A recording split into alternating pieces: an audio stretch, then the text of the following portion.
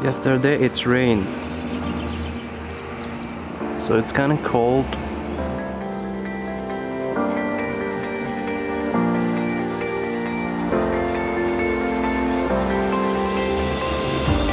The bees are not doing much.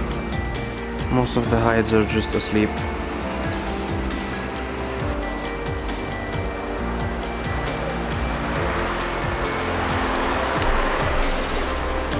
What is up, you guys? I'm Wahab and welcome to yet another episode of Beekeeping series. In today's episode, we're gonna talk about beekeeping around the year and how hives behave in each month. This will help you to get to know the bees and how to deal with them and what to give them in each month. So this episode is gonna be just a little bit theoretical. We're not gonna go into practical, we're not gonna open the hive, and we're gonna roll it inside my room. But without further ado, let's roll that intro.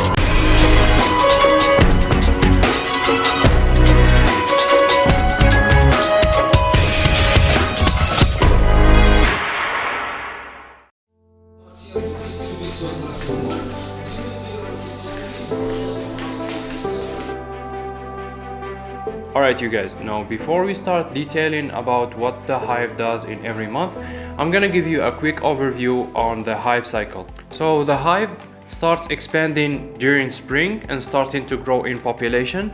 Then it collects food in the summer. During summer collects honey and pollen. And then in autumn it actually begins to shrink again and starts to reduce in population. And in winter the bees don't go out at all. They just cluster inside the hive and feed on the resources that they have gathered during summer. The season begins in March and it can be delayed until May if you live in a cold area. And without further ado, let's start with detailing each and every month. So during March, the hive starts expanding. When you inspect the hive, you will notice that there is more brood, that the queen is laying even more eggs, and the brood batch is starting to expand. You will also notice that the mating season has begun, and that can be noticed by noticing drone brood and noticing drones hanging around the hive. March is also the swarming season, which you will notice queen cells, and you will notice the bees starting to swarm, and I will explain swarm later in another video. You will also notice that the bees are starting to build comb and expand the hive horizontally and vertically.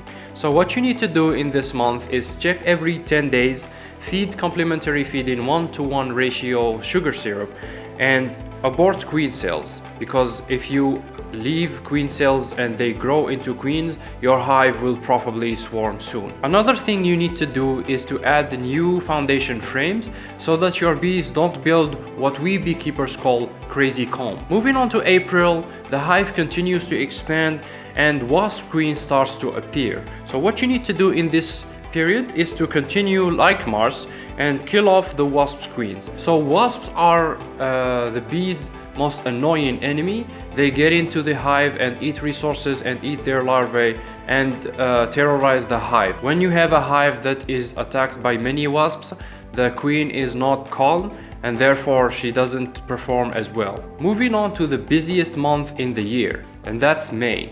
And by the way, May is the best period in which you can get your new bees. So what you need to do during this period is to check every 7 days, abort queen cells if you do find them during inspections, raise new queens if you want to, and split hives and upgrade nucleus hives into bigger hives. You also need to take out the old comb, because old comb can cause the bees to be sick, and this is the time when you install supers and stop feeding, meaning that the actual season of honey collection has begun. If your hives are not insulated, you need to put them in the shade, and this is a perfect time to produce pollen or produce royal jelly. Moving on to June, it's gonna be really hot, so you need to give water to your bees and spray water under the hives so that you can cool the atmosphere. You also need to install wasp traps, and that's because the wasp queens has started their own nest and they will start to rear wasp brood, and then the wasp workers will start to come and forage in your hives. If you inspect your hives and you find that your bees has gathered enough money, you can actually have your first harvest, which is called the spring harvest, in June. Moving on to July, What you need to do during this month is split strong hives after harvest if you don't want to harvest again, and put supers for the summer harvest if you do want to harvest again. So it depends on your area. If you have a strong nectar flow, you can have up to 3 harvests in a year. But if you live in an area where there's weak nectar flow, you can have a minimum of 1 harvest per year. You also need to vent your hive, so open that ventilation wide open so that the bees don't have to spend a lot of energy trying to regulate the temperature of the hive.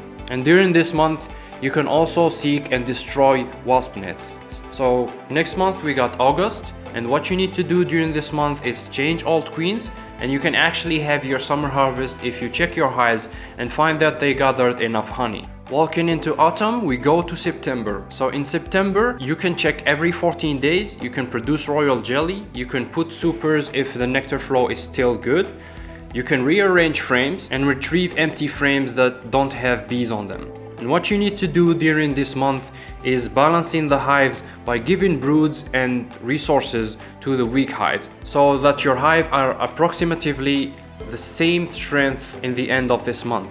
Next month we got October, and during October you can have your final autumn harvest if you find that there is still honey and that you can still harvest without hurting your bees' resources. After harvesting your final harvest of this year, you will need to start heavy feeding on the weak hives so that they can replenish the stores that you took from them. You need to block winds if your hives are not insulated, and you need to compress the bees and remove extra frames that don't have bees on them. So moving on to November, the temperatures will start to drop and you can install wintering if your hives are not insulated. And I will explain wintering in detail in another video. You also need to merge the weak hives, and what we mean by weak hives are hives that have 5 frames of bees or less. And this is the time where you install your emergency feeding, your feeding cages, and I will explain feeding cages later on. And the most important thing is to install your chemical varroa treatment, and I will explain everything about varroa and how to treat varroa in another video. Next month is the coldest month of the year, which is December. During December you don't do much, you need to check as little as possible, and this is an opportunity for you to fix and improve your equipment, like fixing your broken hive boxes and cleaning them and whatnot. After December comes January, and in January the bees will start to come out just a little bit, and you will see some sigh activity in the entrances. You will need to check your hives every 30 days or so, and you will also need to replenish emergency food if you find it depleted. By the way, you should never check your hive in cold weather, and what we mean by cold weather is 15 degrees Celsius or less. Because if you check your hive during cold weather, the brood will die and your hive will collapse immediately. And last month of the season is February, which will lead into the new season of March. So during February you will need to check every 30 days. You will need to give them complementary feeding and change the old queens that have 2 years or more. You can also plant pollen flowers for your bees and give natural varroa treatment. So February for me is the most dangerous month of the year, and that's because most hives collapse in the end of winter and die because they are out of stores. So don't be afraid to feed them as much as possible in the end of winter, and you can stop feeding them when you put the supers and harvest your honey only from supers so that you can have natural raw honey. And that marks the end of episode 3 of Beekeeping series. Thank you so much for watching.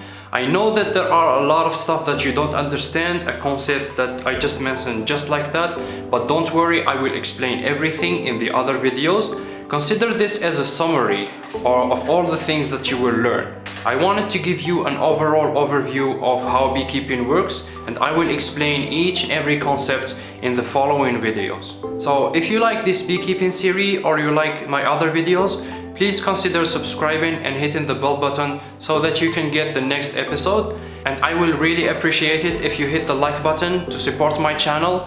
Thank you so much for watching, and I will see you in the next video.